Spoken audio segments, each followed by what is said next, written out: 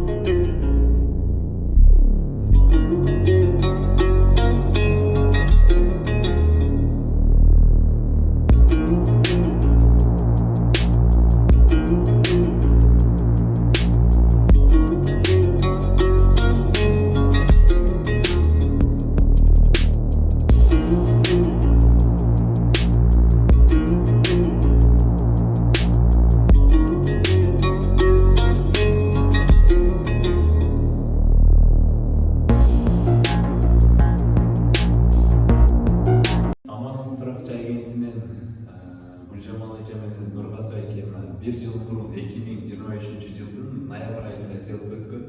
Альфа-банк менен алганбыз буюрса, мынакей бүгүн ушундай ключун алып, бир волненияда турат.